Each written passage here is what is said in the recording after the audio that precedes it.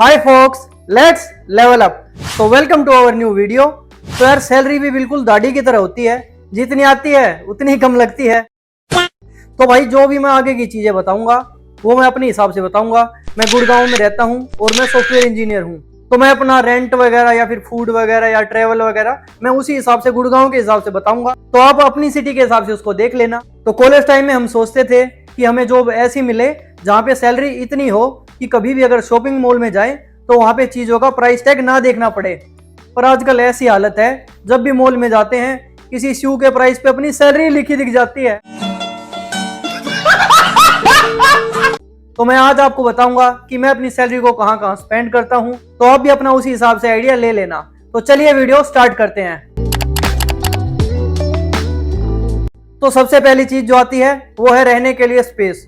तो mostly companies ने अभी वर्क फ्रॉम होम बंद कर दिया है और अभी वर्क फ्रॉम ऑफिस स्टार्ट हो चुका है, तो इसलिए हमें मुंह उठा के ऑफिस जाना पड़ता है और जिस भी लोकेशन पे हम जाते हैं वहां पे हमें रेंट वगैरह पे रहना पड़ता है। तो ये तो सबसे मेन खर्चा है। या तो लोग पीजी में रहते हैं या फिर फ्लैट में रहते हैं, तो इन दोनों के अलग अलग चार्जेज हैं। मैं अभी करंटली फ्लैट में रह रहा हूँ। तो अगर आप पीजी में रहते हैं तो वहां का रेंट अराउंड 7,000 से स्टार्ट हो जाता है और ऊपर आप कितने तक का भी ले ही सकते हो।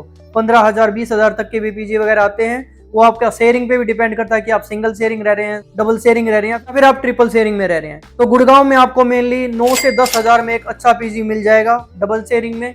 तो उसमें आपका फूड भी इंक्लूडेड रहता है और जो 9 से 10,000 रेंट का पीजी होगा वहां का खाना भी काफी अच्छा रहता है। और मैं अभी करंटली फ्लैट में रहता हूँ, यानी कि आरके सिस्टम यहाँ पे गुड़गांव में बहुत ज्यादा चलता है। आरके मतलब रूम किचन, और अच्छे वाले रूम किचन का प्राइस 12,000 से स्टार्ट हो जाता है और ऊपर आप 20,000 तक के आराम से ले सकते हो। तो मैं जहाँ पे करंटली रह रहा हूँ तो उसका रेंट हमें लगता है 16,000 रुपए, और मैं डबल शेयरिंग में रहता हूँ तो मेरे को पड़ता है अराउंड 8,000 रुपए, और बिजली का बिल अराउंड 2,500 से 3,000 रुपए रहता है। तो आप एवरेज 1,500 रुपए मान सकते हैं। और वहाँ पे फिर मेंटेनेंस का खर्चा यानी कि क्लीनिंग वगैरह उसका भी अराउंड 1,000 रुपए के करीब रहता है मंथली। तो गुड़गांव में इलेक्ट्रिसिटी 10 रुपए यूनिट है, तो उस हिसाब से यहाँ पे बिल आता है। तो ये सब चार्जेस थे जो आपके रेंट में लगते हैं। तो यहाँ पे आ जाता है आपका रेंट, फिर इलेक्ट्रिसिटी और फिर यहाँ पे क्लीनिंग। तो इन सब का चार्ज आप देख सकते हो, मैंने जैसा कि आपको बताया था। पीजी में ये फायदा है आपको, उसके साथ यहाँ पे फूड भी मिल जाएगा और फूड भी इतने में काफी अच्छा मिल जाता है। तो रूम वगैरह तो ऐसी चीज है, उस पर आप जितना चाहो उतना खर्च कर सकते हो, मिनिमम भी कर सकते हो और मैक्सिमम भी। तो इस चीज पे आप अपने अकॉर्डिंग खर्च कर लेना। तो अब बारी आती है यहाँ पे सेकंड चीज की। तो यहाँ पे आता है आपका फूड। तो इंसान को सर्वाइवल के लिए 3 चीजें चाहिए रहती हैं, जो कि होती हैं रोटी, कपड़ा और मकान। सबसे पहली चीज है रोटी। तो रोटी तो भाई सबसे पहली चीज है, और आधे गुड़गांव का पेट तो भाई जोमेटो ने पाल रखा है। तो अगर आप पीजी में रहते हैं तो वहां पे आपको फूड मिलता है।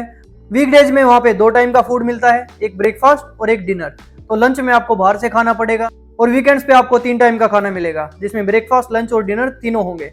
तो अगर आप पीजी में रहते हैं तो आपको लंच बाहर करना पड़ेगा, उसके आप 60 से 80 रुपए मान सकते हैं। और साथ में अगर आप चाय पानी वगैरह लेते हैं या फिर स्नैक्स वगैरह लेते हैं तो अराउंड इसको 100 से 120 रुपए मान सकते हैं। तो इस केस में भी आपका मंथली चार्ज 2,500 से 3,000 रुपए के अराउंड आएगा ही आएगा। तो जैसे मैं अपनी बात करूं तो मैं फ्लैट में रहता हूं, तो मैं अपना खाना खुद बनाता हूं। तो अगर हम ग्रोसरी वगैरह बाहर से बाय करते हैं या फिर मैं जनरली ब्लिंकिट से भी बाय कर लेता हूँ, तो उसका चार्ज मुझे पड़ता है 3,500 से 4,000 रुपए। और बाकी आप जैसे जूस वगैरह या फिर सब्जी वगैरह या फ्रूट्स वगैरह वो सब मैं बाहर से खरीदता हूँ, तो मेरा फूड का चार्ज अराउंड 6,500 से 7,000 आ ही जाता है। तो अगर आप बाहर रहते हैं तो आपको बार्गेनिंग की स्किल तो आनी चाहिए, ये आपकी बहुत ज्यादा हेल्प करेगी। किसी भी शॉप पे जाते हो तो उसको कह दो भैया मैं तो हमेशा यहीं से लेता हूँ। कहीं ऐसा मत कर देना किसी ने पहले ही दिन दुकान लगाई है और आप जाके कह दो भैया मैं तो रोज यहीं से लेता हूँ। तो नंबर 3 पे हमारा एक्सपेंस आता है एक्सरसाइज या फिर जिम। तो लोग सोचते हैं कि भाई लड़कियों के नखरे उठाने की बजाय हम जिम में डंबल उठा लेंगे तो काफी अच्छा रहेगा। तो इसलिए मोस्टली लोग जिम चले ही जाते हैं, या फिर कोई गेम्स वगैरह ज्वाइन कर लेते हैं या फिर योगा ज्वाइन कर लेते हैं, तो उसका भी चार्ज लगता ही लगता है। तो अगर आप वे प्रोटीन ऐड करते हो या फिर नारियल पानी वगैरह ऐड करते हो और वहां पे जिम का चार्ज वगैरह, तो ये भी अराउंड 2,500 से 3,000 रुपए आ ही जाता है। मैं अगर अपनी बात करूं तो मेरे जिम का चार्ज है 1,500 रुपए, और ऊपर से मैं वे प्रोटीन लेता हूं, तो ये भी 2,500 से 3,000 के अराउंड आ ही जाता है, अगर मैं मिनिमम से मिनिमम भी मान के चलूं। तो अगर आप कॉर्पोरेट सेक्टर में हैं तो आपका ज्यादा काम बैठने का है, तो अपनी हेल्थ का ध्यान जरूर से भी जरूर रखें। तो ये टिक्की, छोले, बर्गर, सर्गर या फिर समोसे ना खाएं, क्योंकि इतनी गैस बन जाएगी चंद्रयान की जगह आपको ही उठाना पड़ेगा।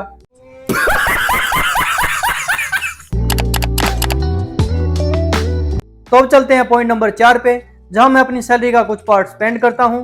तो अगर आप मिडिल क्लास फैमिली से हो तो भाई ईएमआई ने तो आपको चारों तरफ से घेर ही रखा होगा। तो भाई किसी का एजुकेशन लोन, किसी का पर्सनल लोन, किसी का कार का, तो किसी का घर का लोन। तो भाई ये लोन वगैरह चलते ही रहते हैं। तो ये भी एक पार्ट है जहां पे मैं स्पेंड करता हूं। तो मेरा मंथली इसका अराउंड 10,000 रुपये लग ही जाता है। तो अब चलते हैं पॉइंट नंबर 5 की तरफ। और भाई ये पॉइंट तो आपका बिल्कुल फ्यूचर प्रूफ बना देगा, क्योंकि भाई इन्वेस्टमेंट आपकी लाइफ का सबसे मेन पार्ट होने वाला है, जो कि आपके फ्यूचर को सिक्योर करेगा। तो आपको अपनी सैलरी का 15 से 20% पार्ट तो इन्वेस्ट करना ही करना चाहिए। अगर मैं मेरी बात करूं तो मैं तो इतना अमाउंट जनरली इन्वेस्ट करता ही करता हूं, जिसमें मेरे आते हैं स्टॉक्स, फिर म्यूचुअल फंड और पीपीएफ। ये 3 चीजों में मैं जनरली इन्वेस्ट करता हूं। तो सबसे पहले एक सजेशन है, ये इन्वेस्टमेंट वगैरह बहुत अर्ली एज में स्टार्ट कर दो, क्योंकि यही चीज है जो आपको फ्यूचर में करोड़पति बनाएगी। और अपने बच्चों को मौका मत दो कहीं वो बाद में कहें कि अगर मेरे पापा 10 साल पहले स्टॉक में इन्वेस्ट कर देते ना, तो आज हम करोड़पति होते। बात तो सही है। तो पहले तो आप इस मार्केट को स्टडी करो, फिर जाके इन्वेस्ट करो। आप पहले इन चीजों के फंडामेंटल्स वगैरह समझो, मार्केट को समझो, तब जाके इन्वेस्ट करो। ये काफी ज्यादा अच्छी चीज रहेगी। अगर आप मंथली सेविंग्स नहीं कर पा रहे तो आप एक दूसरा अकाउंट खोल लीजिए और उसमें आरडी लगा दीजिए। आरडी होती है रिकरिंग डिपॉजिट, जिसमें आपको मंथली पैसे इन्वेस्ट करने रहते हैं। जैसे एफडी में आपको वन टाइम इन्वेस्टमेंट करनी रहती है, आरडी में आपको मंथली इन्वेस्टमेंट करनी रहती है। मैं इस तरीके से काफी ज्यादा पैसे सेव कर पाता हूँ। तो अब चलते हैं आज के अपने 6 पॉइंट की तरफ। तो यहाँ पे आते हैं एंजॉयमेंट या फिर वीकेंड पार्टीज। तो 5 दिन काम करने के बाद हमें 2 दिन मिलते हैं वीकेंड के, और वहां पे हमें एंजॉय करना ही करना चाहिए। पूरा दिन काम काम काम मत करते रहो भाई, थोड़ा एंजॉयमेंट भी करो, वो भी काफी ज्यादा जरूरी है लाइफ में। भाई जो गर्लफ्रेंड वाले हैं उनका खर्चा बढ़ जाता है, जो हमारे जैसे सिंगल लोग हैं वो मजे करते हैं। ਹੱਸਦੇ ਚਿਹਰਿਆਂ ਦਾ ਮਤਲਬ ਇਹ ਨਹੀਂ ਹੁੰਦਾ ਕਿ ਉਹਨਾਂ ਨੂੰ ਕਦੇ ਕੋਈ ਤਕਲੀਫ ਨਹੀਂ ਹੁੰਦੀ।